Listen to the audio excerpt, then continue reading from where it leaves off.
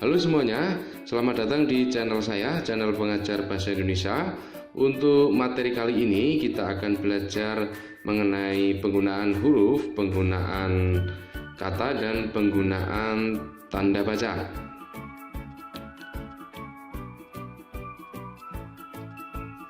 Untuk yang pertama, penulisan huruf, kita tahu bahwa dalam bahasa Indonesia huruf itu ada huruf abjad ya, huruf vokal, huruf konsonan, huruf diftong, gabungan huruf konsonan, huruf kapital, huruf miring, dan huruf tebal. Di dalam bahasa Indonesia ada huruf abjad berjumlah 26 dengan vokalnya itu 5 jumlahnya, dan konsonannya ada 21 ya. Anda lihat di sini bahwa huruf vokal itu ada A, E, I, O, dan U ya. Untuk variasi bunyi E ya, kebetulan ada 3 ya, yaitu E, dan E ya. Dan E ya. Nah, saya ulangi, ada ada E ya, ada dan E. Nah, untuk membedakan ketiga bunyi itu ya, atau ya membedakan ketiga bunyi itu, maka kita bisa menggunakan tanda baca tambahan, namanya diakritik ya. Kalau bunyi E, maka kita beri tanda baca tambahan seperti ini. Kalau bunyinya E, maka kita beri tanda baca tambahan seperti ini ya. Kalau itu bunyinya E, maka kita bisa berikan tanda baca tambahan seperti ini pada kata seri ini ya, teras. Ini bukan teras tapi teras. Untuk apa saudara-saudara? Untuk apa kita menggunakan diakritik ini? Agar pembaca nantinya tidak bingung ya, melafalkan bunyi-bunyi huruf E itu tadi ya. Terus dalam bahasa Indonesia huruf konsonan itu berjumlah 21 ya, yaitu B, C, D, F, G, H, J, K, L, M, N, P, I, R, S, T, V, W, X, Y, dan Z. Kemudian untuk huruf diftong ada I, penerapannya kalau di tengah balairung, kalau di akhir pandai. Kalau huruf diftong au, ada autodidak, ada taufik, dan ada harimau. Kalau huruf diftong e, ada eigendom, ada geyser, ada survei. Kalau huruf oi itu ada boykot, ada amboy. Saudara-saudara, Anda bisa lihat ya di sini ya, bahwa ini bacanya geyser, geyser, atau geysir. Ini harusnya menggunakan tanda baca tambahan atau diakritik itu agar orang lain mampu mengerti membacanya itu bagaimana, karena akan menimbulkan salah baca gitu loh. Nah, ini contoh ketika kita menggunakan diakritik.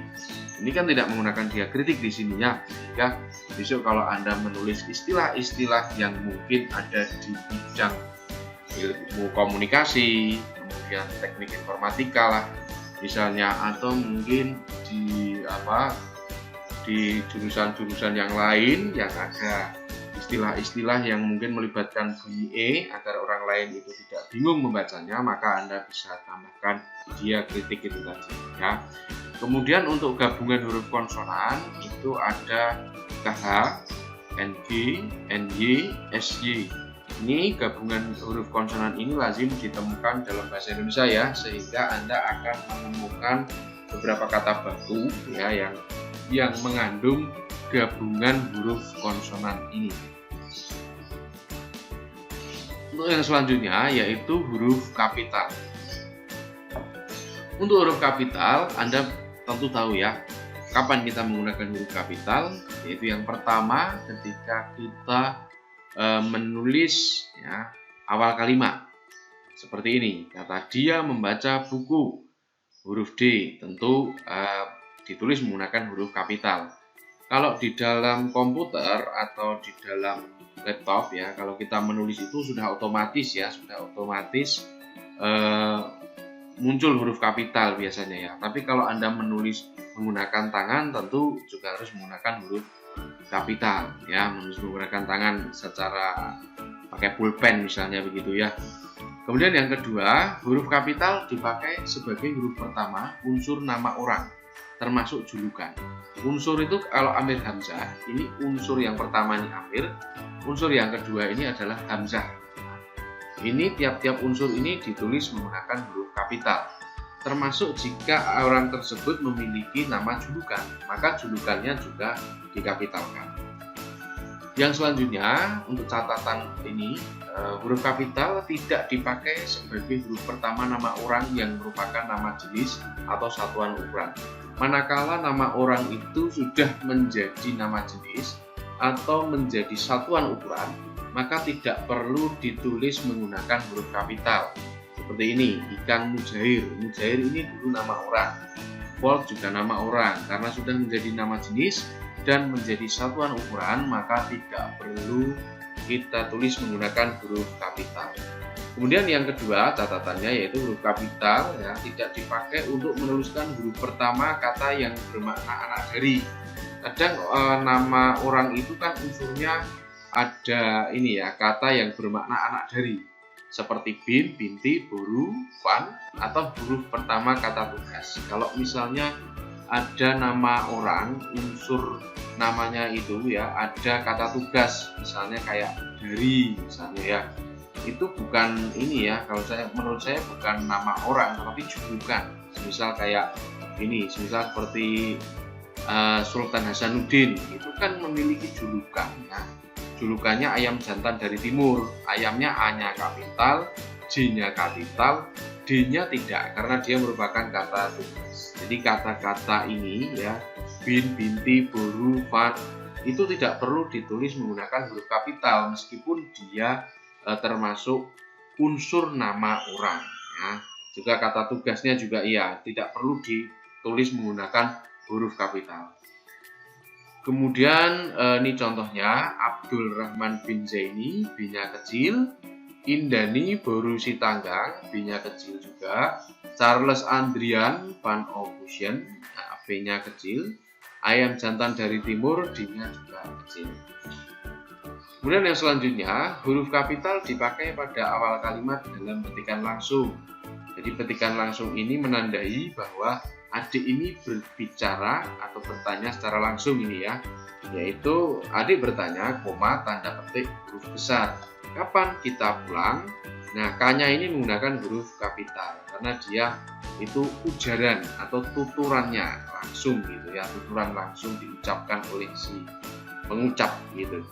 Kemudian yang selanjutnya, huruf kapital dipakai sebagai huruf pertama setiap kata nama agama.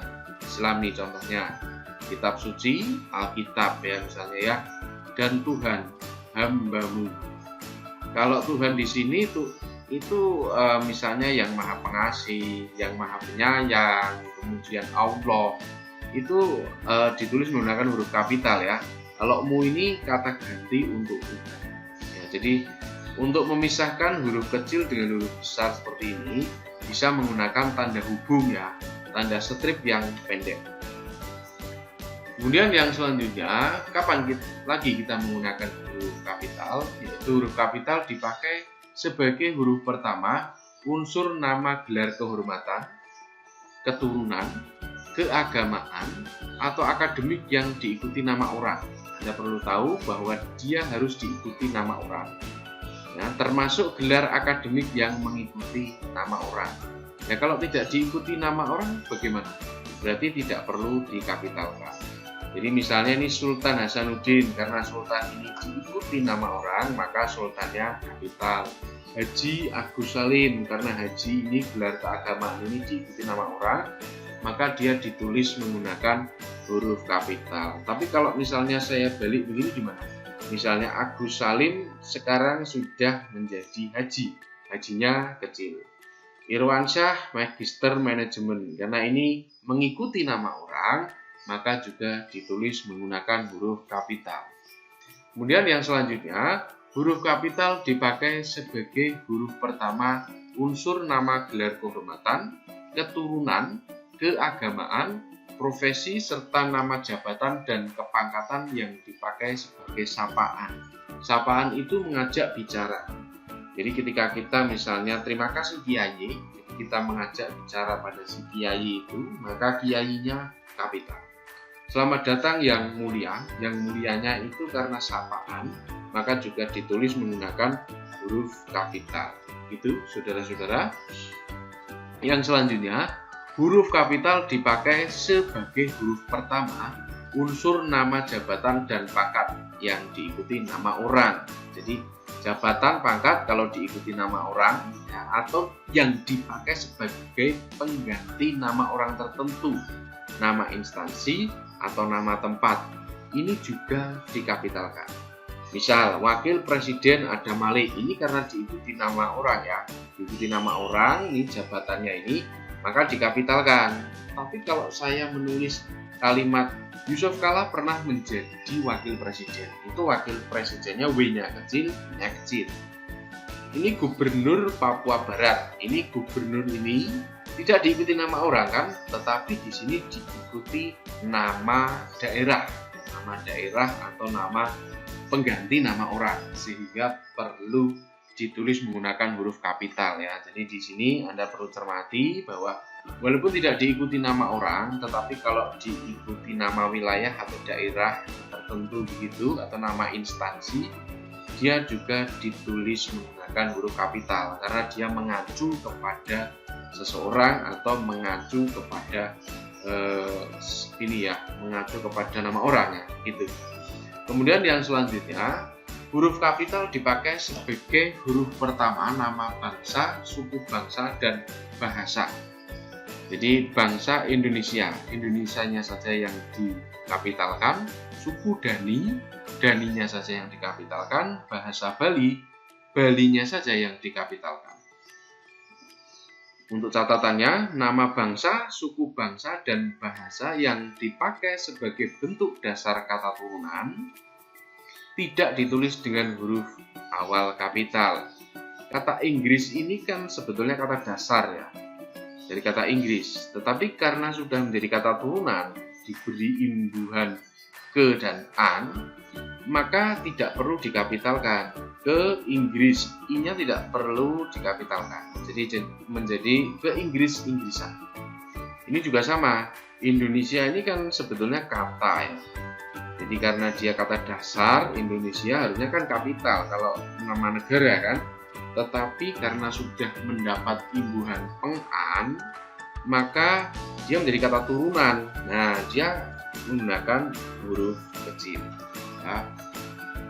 Kemudian yang ke-8, huruf kapital dipakai sebagai huruf pertama nama tahun, bulan, hari, dan hari besar atau hari raya. Tahun Hijriah hanya yang kapital, hari Jumat J-nya yang kapital, hari raya Galungan G-nya yang kapital. Huruf kapital dipakai sebagai huruf pertama unsur nama peristiwa sejarah. Jadi ketika kita menuliskan nama peristiwa sejarah, kita juga menggunakan huruf kapital, gitu ya. Kapan lagi kita menggunakan huruf kapital? Untuk catatan untuk nomor 8, ya, catatan untuk yang menggunakan peristiwa sejarah tadi, yang menggunakan huruf kapital tapi menulis peristiwa sejarah. Huruf pertama peristiwa sejarah yang tidak dipakai sebagai nama tidak perlu ditulis dengan huruf kapital. Misal Soekarno dan Hatta memproklamasikan. Proklamasi itu kan ini peristiwa sejarah. Tapi karena dia bukan peristiwa sejarah, memproklamasikan ini tidak diperlakukan sebagai peristiwa sejarah, dia diperlakukan sebagai kata biasa, maka dia ditulis menggunakan huruf kecil. Nah, jadi kalau dia mengandung peristiwa sejarah, kalau kita mau menulis suatu peristiwa sejarah, maka kita tulis menggunakan huruf kapital. Tapi kalau dia misalnya tidak kita perlakukan sebagai peristiwa sejarah, ya maksudnya kata itu tidak kita perlakukan sebagai peristiwa sejarah, tapi dia hanya sama saja proklamasi gitu ya, proklamasi tapi dia tidak diperlakukan sebagai nama sejarah gitu ya, peristiwa sejarah. Itu itu tidak perlu menggunakan huruf kapital. Seperti misalnya perlombaan senjata membawa risiko pecahnya perang dunia. Perang dunia ke-1, perang dunia kedua itu memang peristiwa sejarah. Tapi di sini perang dunia itu diperlakukan sebagai umum, bukan mengacu kepada perang dunia kedua itu tadi. Jadi masih umum gitu. Itu catatan untuk nomor 8, yaitu huruf kapital yang dipakai sebagai huruf pertama nama peristiwa sejarah. Lalu kapan lagi kita menggunakan huruf kapital? Huruf kapital juga dipakai sebagai huruf pertama nama geografi, yaitu wilayah atau daerah seperti Jakarta, dataran tinggi. Nah, ini bisa juga bentang alam ya, nama geografi itu termasuk bentang alam. Misalnya dataran tinggi Dieng. Kalau diikuti nama maka dikapitalkan ya. Tapi kalau tidak diikuti nama seperti ini, itu tidak usah ditulis menggunakan huruf kapital. Oke, Danau Toba, danaunya juga kapital ya. Gunung Semeru, itu juga ditulis menggunakan huruf kapital. Kemudian yang selanjutnya, huruf pertama nama geografi tentang alam atau mungkin wilayah atau tempat yang dipakai sebagai nama jenis tidak perlu ditulis menggunakan huruf kapital. Jeruk Bali, Bali ini kan nama geografi. Namun karena sudah menjadi nama jenis, maka tidak perlu ditulis menggunakan huruf kapital. Kacang Bogor juga sama. Kacang Bogor ini karena sudah menjadi nama jenis, maka tidak perlu ditulis menggunakan huruf kapital. Yang selanjutnya, untuk mengetahui bahwa nama itu sudah menjadi nama jenis apa belum, atau nama geografi itu sudah menjadi nama jenis apa belum, itu biasanya bisa disejajarkan atau dikontraskan dengan nama jenis yang lain dalam kelompoknya. Misal, ini ada gula Jawa. Teman-temannya itu kan ada gula pasir, gula tebu, gula aren, dan gula anggur. Karena bisa disejajarkan, maka dia dipastikan adalah nama jenis. Termasuk kunci Inggris, kunci tolak dan kunci ring itu kan sejajar sehingga kunci Inggrisnya itu sudah menjadi nama jenis. Begitu saudara-saudara, saya lanjutkan. Kalau seperti ini bukan nama jenis ya, ini masih nama wilayah. Batik Cirebon, batik Pekalongan, tetap dikapitalkan ya, manakala dia merupakan suatu daerah yang bukan nama jenis. Yang selanjutnya, huruf kapital dipakai sebagai huruf pertama semua kata, termasuk semua unsur bentuk ulang sempurna dalam nama negara, lembaga, badan, organisasi, atau dokumen, kecuali kata tugas seperti di, ke, dari, dan, yang, dan, untuk. Misalnya, ini nama nama dokumen ya, Peraturan Presiden Republik Indonesia nomor 16 tahun 2010. Ini tahunnya harusnya kapital, maaf. Tentangnya kecil ya, tidak kapital karena dia kata tugas. Penggunaan bahasa Indonesia, P-nya kapital, B-nya kapital, I-nya juga kapital.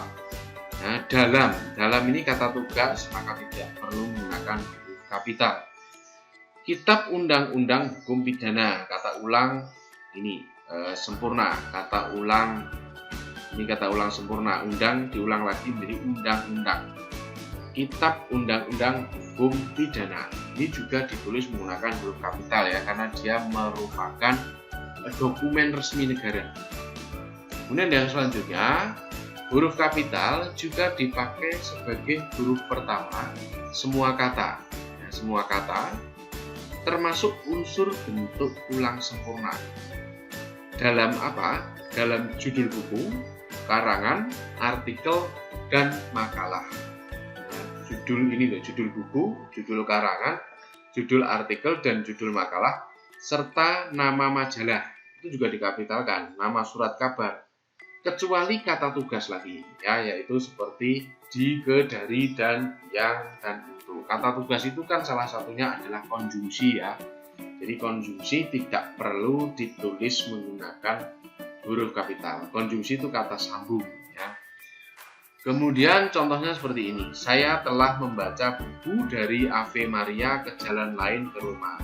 Mengapa saudara-saudara di sini ada kata dari ini? Kan dia merupakan ini ya, merupakan apa namanya, kata tugas. Tapi kenapa dia ditulis menggunakan huruf kapital? Karena dia ada di posisi awal. Kalau di posisi awal judul, maka dia ditulis menggunakan huruf kapital. Ya, tapi kalau di tengah-tengah begini, berarti tidak usah ditulis menggunakan huruf kapital. Terus tulisan itu dimuat dalam majalah Bahasa dan Sastra, B-nya kapital, S-nya juga kapital. Saya kira paham. Kemudian kapan lagi kita menulis menggunakan huruf kapital? Yang ke-12 yaitu ketika kita menulis huruf pertama unsur singkatan nama gelar, pangkat, ya, atau sapaan. Jadi SH, sarjana hukum, ini kapitalkan. AMD, M-nya saja yang dikapitalkan sama A-nya. Kenapa D-nya tidak? Karena dia bukan merupakan ini ya. MD ini kan dari kata madya, bukan depannya aja. Kalau ini ahli, A-nya depannya. Madya, ini kan ada huruf di tengah nih ya, huruf tengahnya, sehingga MD-nya, M-nya saja yang kapital. Seperti sarjana pendidikan, sarjananya jadi S, itu kapital, pendidikannya PD, P-nya kapital, D-nya tidak. Pakai tanda titik ya, kalau singkatan gelar itu pakai tanda titik. Nah, ini Prof, itu adalah sapaan. Selamat datang Prof, misalnya begitu ya. Ini pakai tanda titik. Karena apa? Karena dia merupakan singkatan.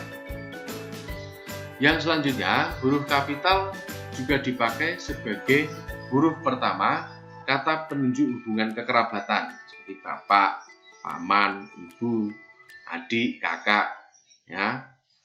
Serta kata atau ungkapan lain yang dipakai dalam penyapaan atau pengajuan. Penyapaan itu, "Hai, kutu buku." Nah, dia mengajak bicara orang lain. Atau misalnya Pak Karto, itu kan mengacu kepada orang yang namanya Karto, sehingga Pak P-nya itu kapital. Itu pengajuan. Itu saudara-saudara untuk catatan nomor 13 tadi yang kekerabatan tadi. Kalau bukan penyapaan atau pengajuan, maka tidak perlu ditulis menggunakan huruf kapital. Misal, kita harus menghormati bapak dan ibu kita. Karena bapak dan ibu yang di sini itu mengacu pada hal yang umum, maka masih umum ya, bapak ibunya siapa gitu ya, sehingga dia tetap kita tulis menggunakan huruf kecil, bukan huruf kapital. Ya, kalau kata Anda ini, karena Anda ini kan merupakan sapaan, sehingga A-nya ditulis menggunakan huruf kapital. Saya kira untuk huruf kapital sudah jelas, sudah saya sampaikan, dan Anda tentunya juga sudah paham ya. Kemudian yang kedua yaitu huruf miring. Huruf miring. Kapan kita menggunakan huruf miring? Nah, huruf miring dipakai untuk menuliskan judul buku, nama majalah, atau nama surat kabar yang dikutip dalam tulisan, termasuk dalam daftar pustaka. Ketika kita menulis judul buku, judul majalah atau nama majalah, dan nama surat kabar, maka kita miringkan. Misalnya ini, berita itu muncul dalam surat kabar Suara Merdeka. Suara Merdeka ini kan karena merupakan nama surat kabar, maka dimiringkan Suara Merdeka. Kapital tentu karena tadi sudah mengikuti aturan yang sebelumnya. Kemudian yang kedua, huruf miring dipakai untuk menegaskan atau mengkhususkan huruf, bagian kata, atau kelompok kata dalam kalimat. Saya misalnya mengkhususkan kata tidak. Dalam bab ini tidak dibahas pemakaian tanda baca. Tidaknya ini saya miringkan. Buatlah kalimat dengan menggunakan ungkapan lepas tangan. Lepas tangannya ini kan ada penekanan di situ. Ada pengkhususan di situ bahwa orang-orang disuruh membuat kalimat dengan frase lepas tangan. Ya, ungkapan lepas tangan itu. Jadi lepas tangannya ini miring.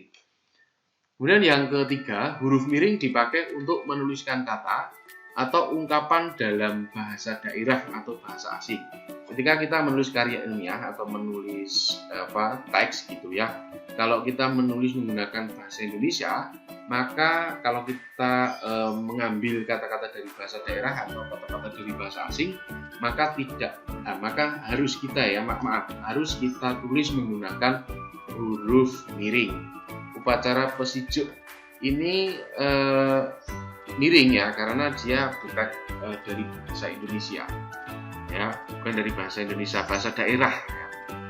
Termasuk bahasa asing ya, nanti juga menggunakan huruf miring kalau kita menulis teks menggunakan bahasa Indonesia, kemudian mengambil kata-kata dari bahasa Inggris misalnya atau bahasa asing lainnya, maka ditulis miring.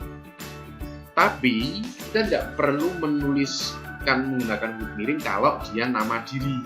Misalnya nama diri itu misalnya namanya George Bush, itu kan nama orang asing, maka tidak perlu ditulis menggunakan huruf miring. Ya, nama lembaga WHO misalnya, WHO-nya tidak usah miring walaupun dia ditulis menggunakan dia merupakan ini ya kata dalam bahasa asing. Atau organisasi, organisasi juga itu tidak perlu ditulis menggunakan huruf miring. Dalam bahasa asing atau bahasa daerah tidak ditulis dengan huruf miring. Jangan lupa ya. Jadi kayak nama orang, kemudian nama lembaga, nama organisasi, yang dari bahasa asing itu tidak perlu ditulis menggunakan huruf miring. Itu nama diri. Kemudian yang selanjutnya, dalam naskah tulisan tangan atau mesin ketik yang bukan komputer, bagian yang akan dicetak miring ditandai dengan garis bawah. Ini tandanya kita bisa menggunakan garis bawah jika mesin tik ya, kita menggunakan mesin tik. Jika mesin tik kita itu tidak bisa kita cetak miring, maka kita bisa ganti dengan garis bawah. Yang ketiga, kalimat atau teks berbahasa asing atau berbahasa daerah yang dikutip secara langsung dalam teks berbahasa Indonesia ditulis dengan huruf miring. Kalau kita mengutip suatu kalimat atau teks ya yang banyak gitu ya, tidak hanya satu kata dua kata ya, yang berbahasa asing atau daerah itu misalnya bahasa Jawa lah begitu, itu juga harus ditulis dengan menggunakan huruf miring. Untuk yang selanjutnya yaitu huruf tebal. Tadi huruf miring sudah, sekarang huruf tebal. Huruf tebal itu kapan kita memakai huruf tebal? Yang pertama adalah ketika kita menegaskan bagian tulisan yang sudah ditulis miring. Huruf DH seperti pada kata Ramadan. Ramadan ini kan sudah kita tegaskan, maka kita tulis miring dulu. Kemudian ketika kita ingin menyoroti huruf DH yang merupakan bagian dari kata Ramadan ini, sehingga kita tebalkan. Jadi intinya menegaskan yang kedua kalinya gitu ya. Huruf tebal itu bisa digunakan untuk menegaskan yang kedua kalinya. Terus yang selanjutnya, huruf tebal dapat dipakai untuk menegaskan bagian-bagian karangan. Kalau Anda lihat dalam buku misalnya, atau dalam makalah, atau dalam karya ilmiah, Anda lihat bagian-bagian yang tebal itu adalah judulnya, kemudian subjudul, subjudul ya. Kalau ada bab ya berarti babnya, kemudian subbab, lagi subbabnya, itu ditulis menggunakan huruf tebal. Begitu saudara-saudara untuk penulisan huruf. Terima kasih sudah menyaksikan video ini. Semoga Anda paham dengan penggunaan huruf kapital, huruf miring, dan huruf tebal. Sampai jumpa di video saya selanjutnya.